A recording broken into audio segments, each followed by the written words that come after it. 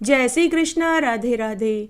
आइए अब हम ज्येष्ठ मास का 27वां अध्याय, 27वें दिन की पुण्यफल देने वाली कथा और श्री तुलसी महारानी जी की आरती सुनेंगे। आइए सबसे पहले हम ज्येष्ठ मास का 27वां अध्याय सुनते हैं। सावित्री सत्यवान कथा का आगे का वर्णन इस अध्याय में आएगा। सभी ऋषि मुनि बोले कि हे स्कंद मुनि जी, उस लक्ष्मी स्वरूपा सावित्री के भाग्य में इतना कठोर दुख देखना क्यों पड़ा। उस सावित्री के दुख को सुनकर हमारा हृदय कांप रहा है। उस बेचारी सावित्री ने राजकुमारी के तरह जीवन जिया, लेकिन विवाह के बाद वन के कठिन दुखों को सहकर भी वह मुस्कुराती रही। उस असहाय पतिव्रता मनस्विनी कल्याणी देवी सावित्री का बाद में क्या हुआ, कृपया आगे की कथा सुनाइए, हमारा मन बहुत दुखी हो रहा है। तब स्कंद मुनि बोले कि हे ऋषि मुनियों, सावित्री पतिव्रता नारी थी, इसीलिए उसके मृत पति की आत्मा को लेने के लिए यमराज ने यमदूतों को नहीं भेजा, क्योंकि वे यमदूत सावित्री के तेज के आगे जलकर भस्म हो जाते। इसीलिए स्वयं यमराज भैंसे पर सवार होकर आए थे। उस कृष्ण पिंगल वर्ण पुरुष को देखकर सावित्री बोली कि हे पुरुष लोग भयंकर, तुम कौन हो। तब यमराज बोले कि हे वरारहे, हे वरारोहिणे, हे भद्रे, हे मनस्विनी, मैं यमराज हूँ। तुम्हारा पति अल्प आयु था, इसकी मृत्यु हो चुकी है। उसकी आत्मा को लेकर आने में मेरे दूत असमर्थ थे, क्योंकि तुम्हारा दुर्भिक्ष तेज वे सहन नहीं कर पाते। इसीलिए मैं स्वयं तुम्हारे पति की आत्मा को लेने आया हूँ। तब यमराज सत्यवान की मृतदेह से अंगुष्ठ मात्र पुरुष के पास से खूब गाढ़ा बांधकर अति तीव्र वेग से खींचकर उसे यमपुरी में ले जाने लगे। तब पतिव्रता सावित्री अपने पति की आत्मा के पीछे पीछे चल पड़ी। तब यमराज सावित्री से बोले कि हे महाभागे, हे पतिव्रता, हे कल्याणी, तुम इस देह में मेरे साथ यमपुरी में नहीं चल सकती। मनुष्य मरने के बाद ही मेरे साथ चल सकता है। हे भद्रे, तुम बहुत दूर तक चली आई हो, तुम वापस अपने घर लौट जाओ और अपने मृत पति की और दैहिक क्रिया कर्म करो, यही तुम्हारा कर्तव्य है। तुम्हारा पति अल्प आयु था, यह मर चुका है और अब यह अपने कर्मों का फल भोगने के लिए मेरे साथ यमलोक जा रहा है। तब सावित्री बोली कि हे सुरेश्वर, मुझे अपने पति के साथ चलने में कोई ग्लानि नहीं है। हे देव, अपने पति के साथ रहने में मुझे कोई कष्ट भी नहीं होगा। आपने मुझे पतिव्रता सावित्री कहकर संबोधित किया है, तो जहाँ मेरे पति होंगे मैं तो वहीं रहूंगी। हे यमदेव, आप धर्म का पालन करते हैं और धर्म से ही बरतते हैं। हे देव, शास्त्रों में लिखा है कि आपका दर्शन निष्फल नहीं हो सकता। वेदों में तो लिखा है कि साथ पग साथ चलने से मित्रता हो जाती है। फिर मैं तो बहुत देर से आपके साथ साथ चल रही हूँ। हे देव, प्रत्येक मनुष्य को मरने के बाद ही आपके दर्शन होते हैं, लेकिन मेरी तो मृत्यु भी नहीं हुई है, फिर भी मुझे आपके दर्शन हो रहे हैं।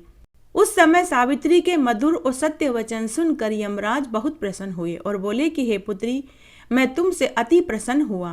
तुम कोई 3 वरदान मांग लो, मैं तुम्हें 3 वर देना चाहता हूँ। तब सावित्री ने पहले वरदान में अपने सास ससुर के नेत्रों की ज्योति, दूसरे वरदान में सास ससुर का खोया हुआ राजपाट और खुद के लिए तीसरे वरदान में 100 पुत्रों की मां बनने का वरदान मांग लिया।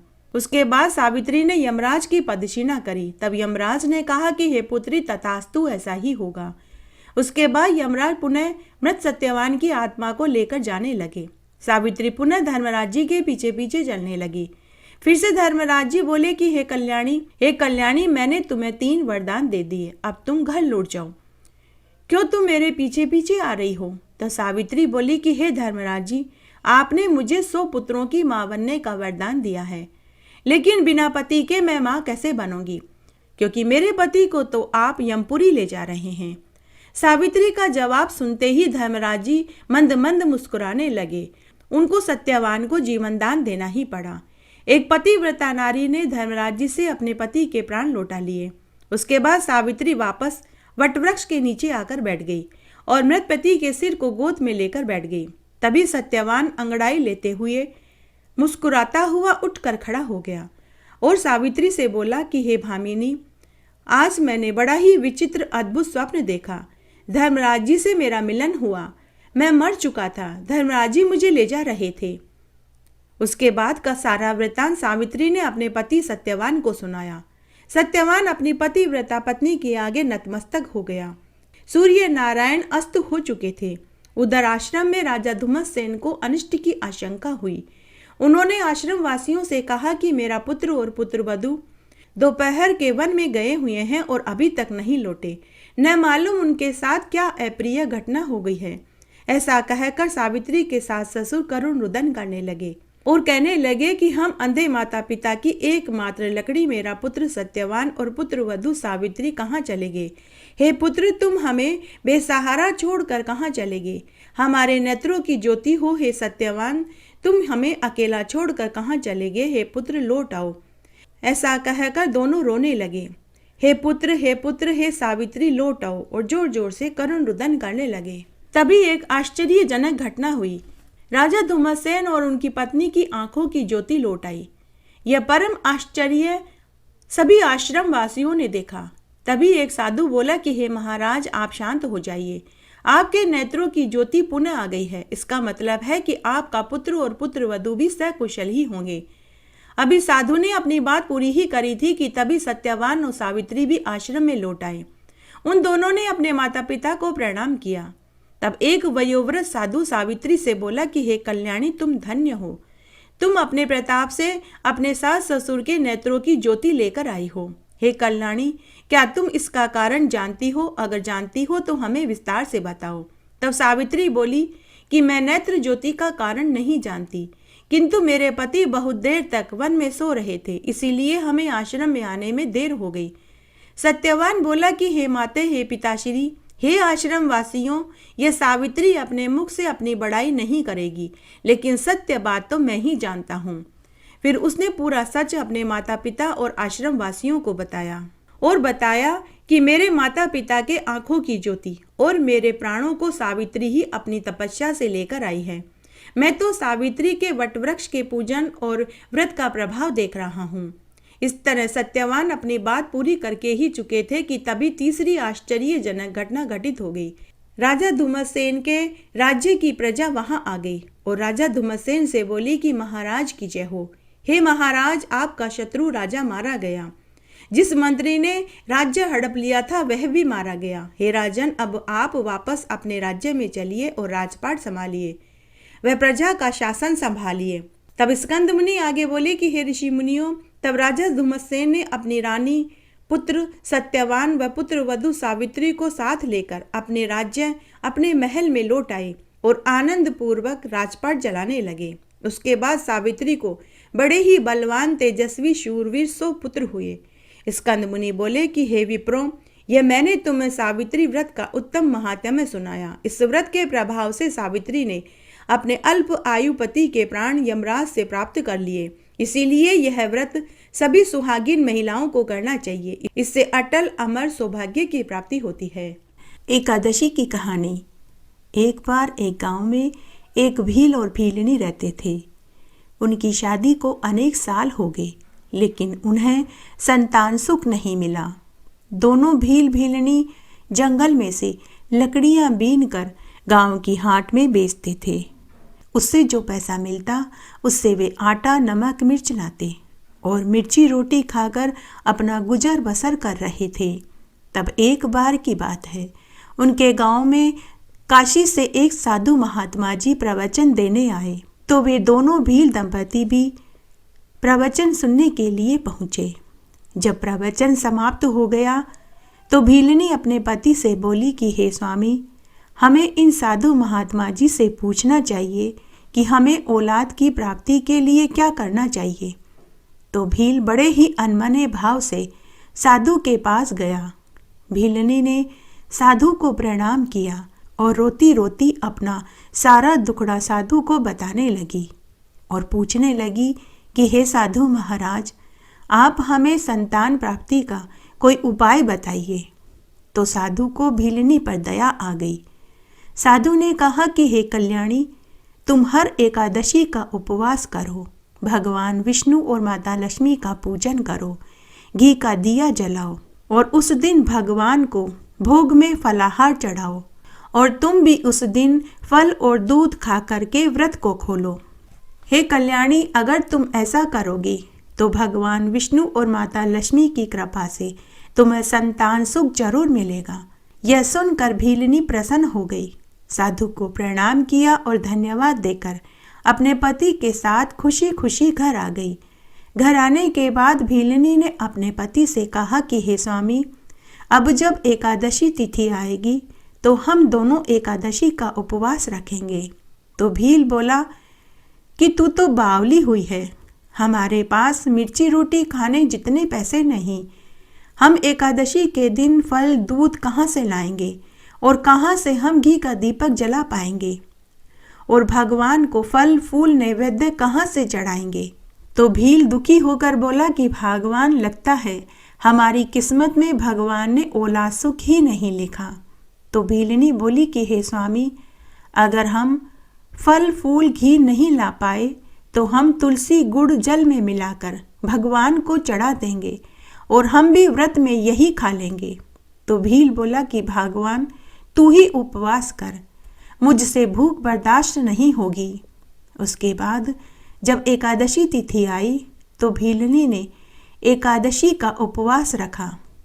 भगवान विष्णु और माता लक्ष्मी का पूजन किया, तिल्ली के तेल का दीपक जलाया तथा पानी में गुड़ और तुलसी का पत्ता डालकर भगवान को चढ़ाया और फिर उसी को प्रसाद रूप में उसने खा लिया।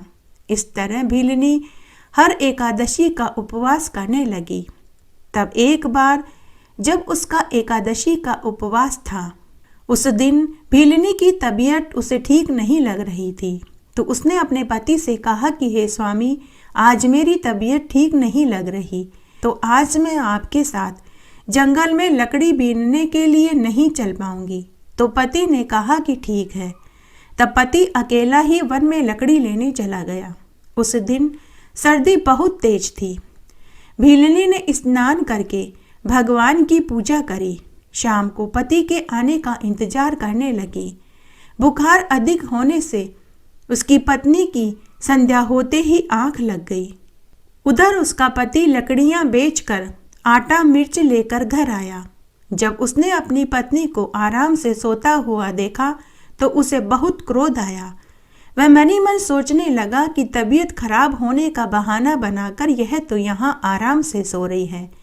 उसने गुस्से में आकर अपनी पत्नी के सिर पर एक लकड़ी की खींच के मारी, जिससे उसका राम राम हो गया।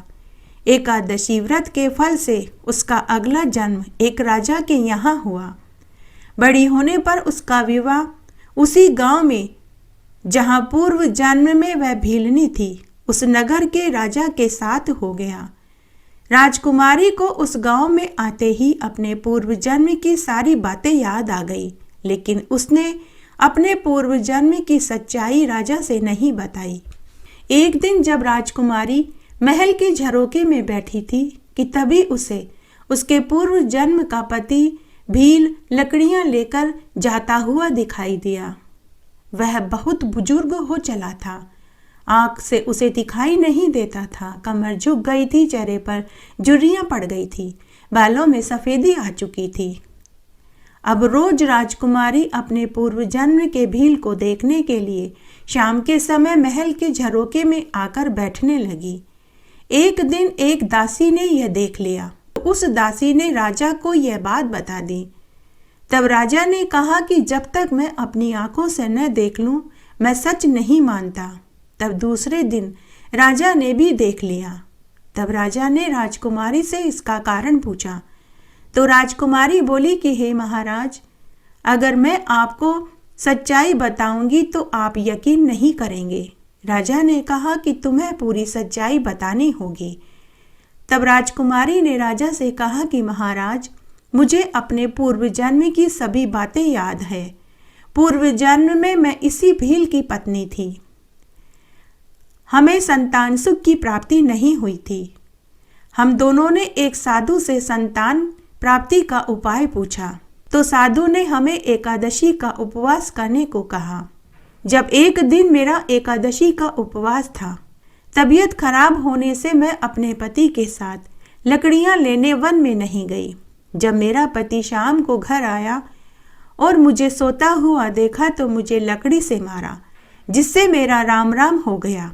एकादशी व्रत करने के फल से अगले जन्म में मैं एक राजा के यहाँ पैदा हुई और आपके साथ मेरा विवाह हुआ। तब राजा ने सच्चाई का पता लगाने के लिए उसी भील को महल में बुलवाया और उससे पूरी सच्चाई पूछी कि तुम्हारी पत्नी कैसे मरी। तो भील ने पूरी सच्चाई बता दी। यह सुनकर राजा को यकीन हो गया कि राजकुमारी सत्य कह रही है। उसी क्षण भील को अंतिम सांसें आने लगी। राजा ने नौकर भेजकर गांव में से एक वैद्य जी को बुलाया और भील को दिखाया। तो वैद्य ने राजा से कहा कि महाराज, इस भील का अंत समय आ गया है। ऐसा कहकर वैद्य चला गया।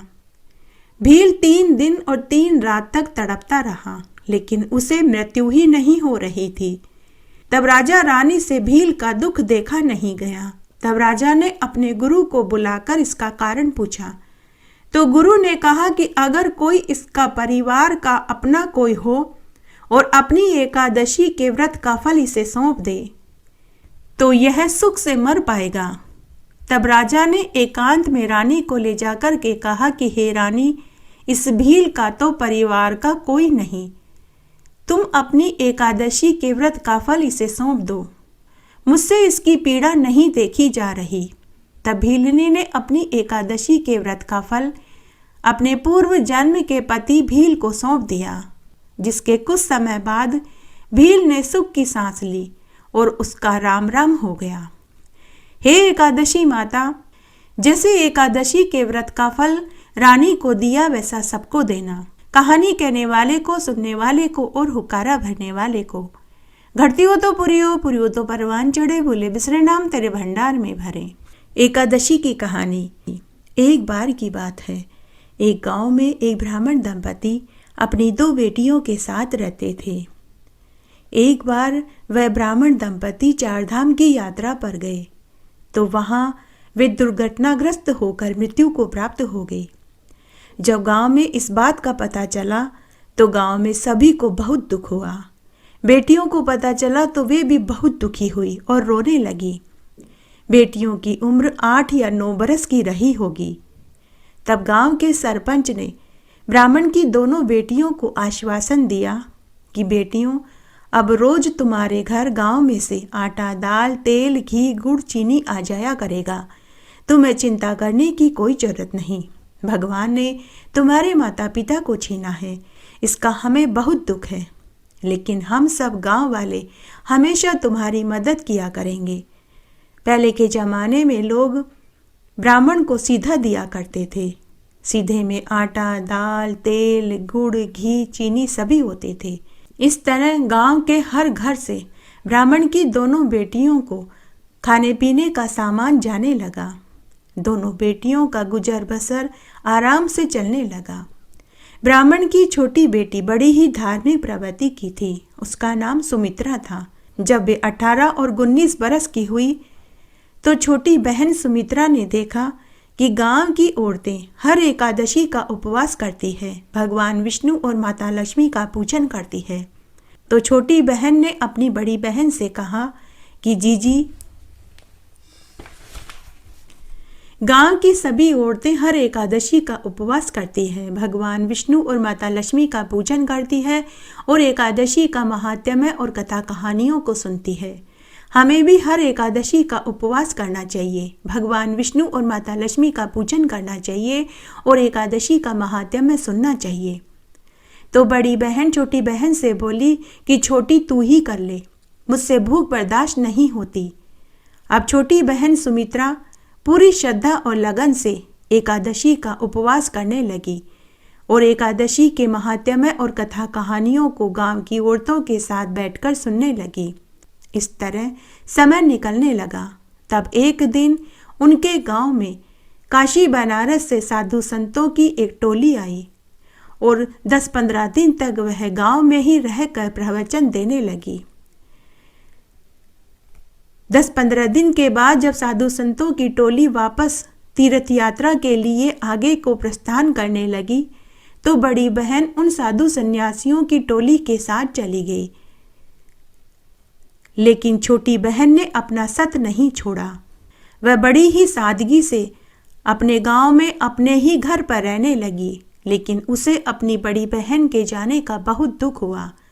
तब एक दिन गांव के सरपंच ने एक फैसला लिया कि हमें ब्राह्मण की छोटी बेटी सुमित्रा का विवाह कर देना चाहिए, क्योंकि उसकी बड़ी बहन साधु संतों की टोली के साथ चली गई। अतः हमें इसका विवाह जल्दी से जल्दी करना होगा। तब गांव के सभी लोगों ने खुशी खुशी स्वीकार कर लिया। सभी बढ़ चढ़ कर ब्राह्मण की छोटी बेटी के विवाह की तैयारियां करने लगे। तब एक दिन ब्राह्मण की छोटी बेटी सुमित्रा का विवाह एक बहुत सुंदर ब्राह्मण युवक से गांव वालों ने धूमधाम से करा दिया। अब वह युवक ब्राह्मण के घर जवाई बनकर रहने लगा। छोटी बहन हर एकादशी का उपवास करती रही। वह बड़ पीपल और आंकड़े के पेड़ को सींचती, सूर्य नारायण भगवान को अर्घ्य देती, तुलसा जी को सींचती और छोटी बहन बड़ी बहन की कुशलता के लिए भगवान से प्रार्थना करती कि हे ईश्वर, मेरी बड़ी बहन को सद्बुद्धि दीजिए, वह वापस घर आ जाए। इस तरह समय बीतने लगा। तब एक दिन सुबह सुबह छोटी बहन जोर जोर से भगवान के नाम की स्तुति करने लगी। हे विष्णु भगवान, हे चारभुजा नाथ जी, मेरी बहन की मदद करो। उस दिन उसका व्यवहार उसके पति को बड़ा अजीब लग रहा था। वह बार बार भगवान के नाम की स्तुति कर रही थी, तुलसी क्यारे को बार बार सींच रही थी, परिक्रमा कर रही थी। तब छोटी बहन का पति अपनी पत्नी से बोला कि अरे भगवान, आज तुझे क्या हुआ है जो तू बार बार तुलसी क्यारे को सींच रही है, जोर जोर से भगवान के नाम की स्तुति कर रही है और बार बार कह रही है कि मेरी बहन को बचाओ। आखिर तेरी बहन को क्या हुआ? तो छोटी बहन अपने पति से बोली कि मेरी बहन जिन साधु संतों की टोली के साथ गई थी, उन सब की झोपड़ियां जल कर राख हो गई। मैं अपनी बहन की झोपड़ी की आग बुझा रही हूँ। तब उसके पति ने कहा कि अरे सुमित्रा, तू बावली हुई है, तुझे कैसे पता चला कि तेरी बहन की झोपड़ी जल गई है? और तू यहाँ छिड़काव करके तेरी बहन की झोपड़ी की आग को तू कैसे बुझा सकती है? तू तो यहाँ घर पर है और तेरी बहन नहीं मालूम कहाँ है, उसे गए तो कई बरस हो चुके हैं। तो सुमित्रा बोली कि अगर मैं झूठ बोलती हूँ तो आप गंगा तट पर जाकर देखिए, मेरी बहन आपको वहीं मिलेगी। उसके पति को यह सुनकर बड़ा आश्चर्य हुआ। वह उसी समय गंगा तट पर गया। वहां का दृश्य देखकर वह भौचक्का रह गया। वहां सभी की झोपड़ियां जल चुकी थी, केवल एक अधजली झोपड़ी थी। सुमित्रा का पति उस अधजली झोपड़ी के पास गया तो वहां एक बहुत पतली दुबली महिला बैठी रो रही थी। सुमित्रा का पति बोला कि जीजी, मैं तुम्हारी छोटी बहन सुमित्रा का पति हूँ। उसी ने तुम्हारी झोपड़ी की आग बुझाई है, उसी ने मुझे तुम्हें लेने के लिए भेजा है। तुम अब वापस घर चलो। बड़ी बहन चुपचाप अपनी छोटी बहन के पति के साथ गांव में अपने घर आ गई। जैसे ही वह घर में आने लगी तो छोटी बहन अपनी बड़ी बहन से बोली कि जीजी, मैं तुम्हें घर में एक ही शर्त पर आने दूंगी, जब तुम शादी करना स्वीकार करोगी। तो बड़ी बहन ने कहा कि छोटी, तू बड़ी ही समझदार है, तूने मुझे एकादशी का व्रत करने को कहा, लेकिन मैंने मना कर दिया। मुझे उसी का पाप दोष भोगना पड़ रहा है। मेरी बहन, अब इस उम्र में कौन मुझसे विवाह करेगा? तो छोटी बहन, जो बड़ी ही समझदार थी और समझदारी की बातें करती थी, उसने कहा कि जीजी, भगवान ने सबके रिश्ते पैदा होते ही बना दिए होते हैं। जीजी, आपका भी जोड़ीदार कहीं न कहीं कुंवारा बैठा होगा, इसलिए जीजी आप अभी वापस जाइए। हमारे गांव में 4 दरवाजे हैं, आप हर दरवाजे पर जाकर देखिए। जो भी भला पुरुष आपको सबसे पहले मिले, आप उसी के गले में वरमाला डाल देना और उसी से विवाह कर लेना। बड़ी बहन गांव के पहले दरवाजे के पास गई तो वहां उसे एक कोढ़ी पुरुष बैठा हुआ मिला। उसके शरीर पर मक्खियां भिनभिना रही थी। बड़ी बहन ने उसे देखा और वह वापस घर आ गई। छोटी बहन ने कहा कि जीजी, तुम अकेली कैसे आई? बड़ी बहन बोली कि छोटी, मेरी किस्मत ही खराब है। गांव के दरवाजे पर मुझे एक कोढ़ी पुरुष बैठा हुआ मिला, उसके पूरे शरीर पर मक्खियां भिनभिना रही थी। तो छोटी बहन बोली कि जीजी, आप गांव के दूसरे, तीसरे, चौथे सभी दरवाजों पर जाइए। उसके बाद बड़ी बहन वापस गांव के दूसरे, तीसरे, चौथे दरवाजे पर गई तो हर दरवाजे पर उसे वही कोढ़ी पुरुष बैठा हुआ मिला। बड़ी बहन ने इसे अपनी किस्मत समझ लिया और उसी के गले में वरमाला डाल दी। तब कोढ़ी पुरुष बड़ी बहन से बोला कि तुमने मुझसे विवाह क्यों किया? तुम किसी भले पुरुष से भी विवाह कर सकती थी। तो बड़ी बहन बोली कि मेरे ऐसे कर्म कहाँ जो कोई भला पुरुष मुझसे विवाह करता। अब मैं तुम्हारी सेवा करके अपने पापों को धोऊंगी। उसके बाद बड़ी बहन अपने पति के साथ उसके घर आ गई और अपने पति की सेवा करने लगी। अब बड़ी बहन भी हर एकादशी का उपवास करने लगी। इस तरह समय बीतने लगा। तब एक बार उनके गांव में भागवत कथा करने वाली काशी बनारस से एक मंडली आई। कोढ़ी पति ने अपनी पत्नी से कहा कि मुझे भागवत कथा सुननी है, तुम मुझे भागवत कथा सुनाने के लिए पांडाल में लेकर चल। बड़ी बहन अपने कोढ़ी पति को अपने कंधे पर लाद कर पांडाल में पहुंची। जैसे ही वह पांडाल के भीतर जाने लगी तो लोगों ने उसे पांडाल में बैठने नहीं दिया। बड़ी बहन अपने पति के साथ पांडाल के बाहर बैठकर भागवत कथा सुनने लगे। माघ का महीना चल रहा था। कड़ाके की सर्दी पड़ रही थी। खुले में भागवत कथा सुनने से बड़ी बहन और उसके कोढ़ी पति को बहुत ठंड लग रही थी, लेकिन उन्हें देखकर किसी को भी उनके ऊपर दया नहीं आई। इस तरह भागवत कथा सुनते हुए उन्हें 3-4 दिन निकल गए। तब 5वें दिन बहुत तेज तेज हवाएं चलने लगी, साथ ही बरसात भी होने लगी। बड़ी बहन और उसका कोढ़ी पति पूरे भीग गए। तब बड़ी बहन ने अपने कोढ़ी पति से कहा कि सुनो जी, बहुत तेज बरसात हो रही है, हमें वापस घर चलना चाहिए। लेकिन कोढ़ी पति बोला कि नहीं नहीं भगवान, हम दोनों यहीं रहकर भागवत कथा सुनेंगे। बड़ी बहन और उसके कोढ़ी पति के तप और भागवत कथा सुनने के अटल निश्चय के आगे ऊपर बैकुंठ में भगवान का सिंहासन डोल पड़ा। ब्रह्मा, विष्णु, महेश, इंद्र, वरुण, सूर्य सभी देवता बोले कि मृत्यु लोक में कौन है जिसके कठोर तप से हम सब का सिंहासन डोल पड़ा। कि तभी नारद मुनि नारायण नारायण करते हुए वहां आए। तब नारद मुनि सभी देवताओं से बोले कि पृथ्वी पर एक कोढ़ी और उसकी पत्नी है जो माघ मास का स्नान और व्रत कर रहे हैं और खुले प्रांगण में सर्दी में बैठकर भागवत कथा सुन रहे हैं। उन्हीं के कठोर तप से आप सबका सिंहासन डोल पड़ा। उसी समय भगवान विष्णु माता लक्ष्मी के साथ देवीमान में बैठकर पांडाल के सामने उतरे। देवीमान के वहां पहुंचते ही भागवत कथा सुन रहे लोगों का पांडाल उड़ गया। सभी देव विमान देखकर विमान के पास भगवान के दर्शन करने के लिए पहुंचे, लेकिन तब तक देव विमान कोढ़ी और उसकी पत्नी को लेकर स्वर्ग में जा चुका था। वहां खड़े सभी लोग पछताने लगे। इस तरह एक छोटी बहन ने अपनी बड़ी बहन को ताड़ दिया। जय हो तुलसी मैया की। तुलसी महारानी नमो नमो, हरि की पटरानी नमो नमो। बन तुलसी पूरन तप कियो मैया, शालग राम महापटरानी। जाके मंज मंजरी कोमल मैया, श्रीपति चरण कमल लपटानी। धूप दीप नैवेद्य आरती मैया, पुष्पन की वर्षा बरसानी।